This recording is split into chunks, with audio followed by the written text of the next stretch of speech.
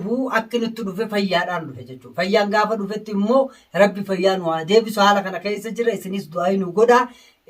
Maaliif walumaan rakkachaa jirra akka waliin rakkachaa jirrus quba qabna ni beenya.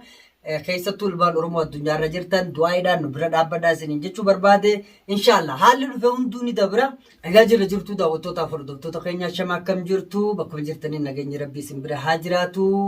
Nu jajjabaadhaa jiraadhaa du'aa nu godhaa isiniin jechuu barbaade.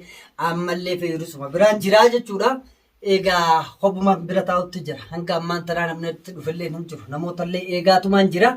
Inshallah gama fayyaa isiitiin gaasilaa arra hedduu wanni dubbatulleen isiilleen waan takka itti goggodhee jira. Dubbiillee laaffiftee jirti waan dila san haasawaa hin qabdu. Egaa namuma gartee laaffatee ciisutti jiru kana inshallah isiillee nuuf haa fayyisu du'aa nu godha. Haalli irra jirrus kana. Hanga ammaan tanaagaa namaan eegutti jira. Namaan eegutti jira yeroo hundu namoonni eegutti jiru eenyu tokko arafeellee eegumatti jira. Hundeellee namoota erganne kana maaliifi wantoonni kuni wanti ammaan tana ta'e kun keessattuu nama haala kana keessa jiru akkitti biraa deemanii waa godhanillee hedduu nama yaachisaa takka akka malatti immoo waan hin godhu jiru malee wanti hin godhu jiru sin jiru jechuudha. Kun immoo isaan haala kana harkanii jiranii maaliif hangammaan tanaa dila kana turaniini ani fiifuu dhukkubbii biroo natti taatee jirti jechuudha. Ammallee isaanumaan eegu jira. Inshallah khayriidha. Du'aa'i nu godhaa. Du'aa'i bakka jirtanii du'aa'i nu jajjabeessaa isiniin jechuu barbaada.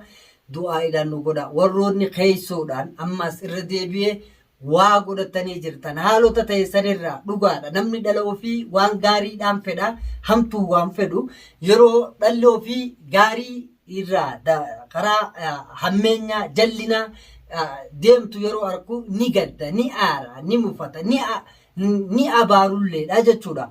Kanaaf warroonni hubannoo waan akkasiisan keessa turtanillee du'aa nu godhaaf jechuu barbaadeeti. Haalli amma keessa jirru gaa haaluma isin laalaa agartan kana. Haalli kun yeroo si mudatu keessatti wanti akka tasaasitti ta'uu fi akka ati itti eegduu fi akka biraa beeku hundi dubbii rabbiiti. Dubbiin rabbii namni maaf taati maaf akkana taatiin jiru namni fakkeenyaaf ni yaada ni karoorsa. Wanti inni karoorsee fi yaadaan qalbiidhaan gartee eegusanii tarii ta'uuf ni dandeessi tarii immoo iddoo birooti wanti biroo ta'isa sanirraa danqitu hedduullee dhufuu dandeessi jechuudha. Akki nuti eegaa turre gammachuu gurguddoodha jaalalaa fi kan garuu haa ta'u maaliif addunyaan tun bar faallaadha. Addunyaan faallaadha. Faallaa yeroo jennu takka gammachuu gaddaatu jira akkasuma dukkana ifaa jira. Rakkoo bal'inaa jira wantoota garagaraa addunyaa tana keessa jira faallaa waan taateef haalli har'a keessa jiru oomishoo tolfadhu ciisi. Haalli ammaan tana keessa jiru kunis ni dabra waan ta'eef du'aa'iin nu bira dhaabbadha. Inshallah amma boodallee hamtuu rabbi nurraa haa qabu. Dhaloota wal jaalatu wal qabatee waliin deemullee rabbi nu haa godhu. Wanti niin amma firraa akkanatti dubbachaa jiru keessattuu hanga ammaan tanaa hometti akka jechuun dhukkuba lama xiiqittillee aarilletti akka aaritti wantiin qabu namoota nu bira dhufanii haala keessa jirru nu arkan ka deeman ka hanga ammaa nutti hin deebiinillee ani waan biroo natti dhalee jira jechuudha. Sababni natti dhalee jiruuf maal jechuu barbaadeeti maaliif nuti kuni yeruma hundaa waliif laalachuu dadhabne hadooduu dadhabne maaf leechalloo walii dhabne maaf fedhii teenya lubbuu teenya jala deemna. Silaa agarree jirra hanga dandeenyummaan tattaafanne jechuun ammoo waan natti dhagaamu kana dubbachuun anaaf jechuun garatti qabadhee boqoqee deemurra dubbachumaan naa wayya jechuufiin dubbachaa jira.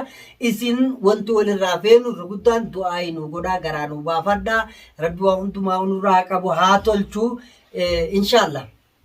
Tana akkitti dubbatan ani hedduu yeroon haala hamaa keessa seene akkan eenyu arafeen hin dhufne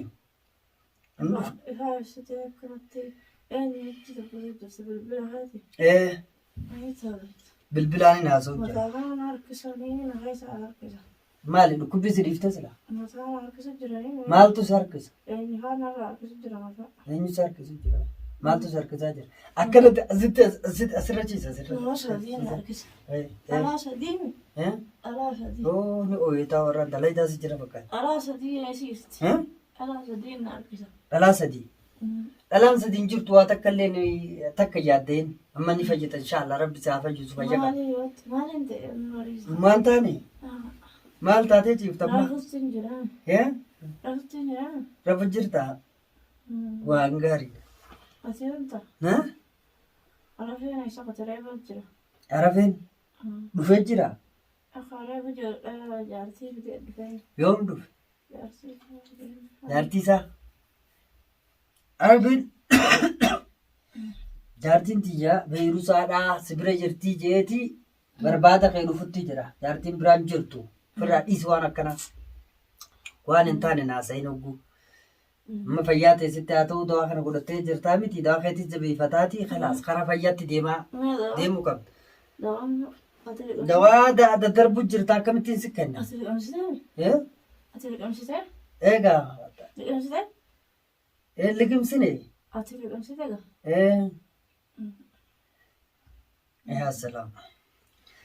Akkasii dawumallee seeraan ani dhukkubsanne jette sirraan fudhatu nu akka itti godhaa jaanitti akka malaatti goggodhaa jirraa fi kanaaf du'aa illee nu godhaadhaa haala keessa jirru kanaa namoonni gaanurraa deemanii turutti jiran kunis inshaallah isin rabbiitiin turuun qabanii maaliif rabbi egaa nutti haafidu jecha wantoota silaa waliin godhuu dandeenyu nam tokkorra lama wayya jaan godhuu dandeenya.